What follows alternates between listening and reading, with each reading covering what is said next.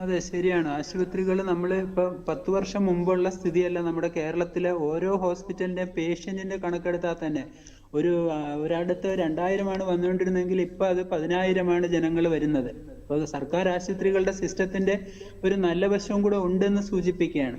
അപ്പൊ അത്രയും ജനങ്ങൾ ആകർഷിക്കുന്നുണ്ട്, അല്ലെ കൂടുതൽ വരുന്നുണ്ട്. അതിനനുസരിച്ച് ഒരു IP ഉള്ള ഹോസ്പിറ്റൽ, അല്ലെ മെഡിക്കൽ കോളേജ്, അല്ലെ ജനറൽ ഹോസ്പിറ്റൽ, ജില്ലാ ആശുപത്രി, താലൂക്ക് ആശുപത്രി പോലുള്ളിടത്ത് ഒന്ന് പേഷ്യൻസ് കൂടുന്നു, മറുവശത്ത് അതുപോലെ തന്നെ IP ഉള്ളിടത്തൊക്കെ വിസിറ്റേഴ്സ് അല്ലെങ്കിൽ ബൈസ്റ്റാൻഡേഴ്സിന്റെ എണ്ണവും ഒരുപാട് കൂടുന്നു.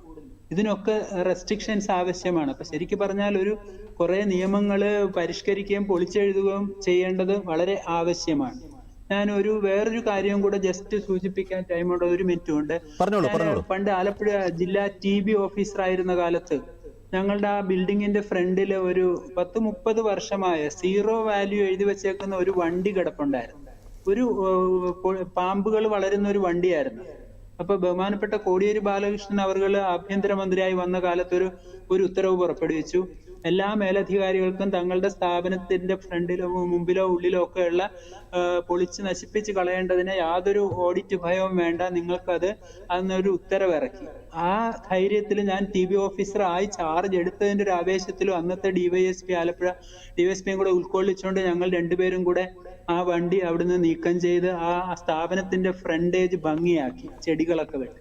അപ്പൊ അത്തരം നിയമങ്ങളാണ് ഞാൻ നേരത്തെ ഉദ്ദേശിച്ചത്. വീണ്ടും അത് കൊണ്ടുവരേണ്ടിയിരിക്കുന്നു. കാരണം പല ഉദ്യോഗസ്ഥരും സത്യം പറഞ്ഞ കഴിവുള്ളവരും നമ്മളെ സർവീസ് മൈൻഡ് ഉള്ളവരും തന്നെയാ. പക്ഷെ പലർക്കും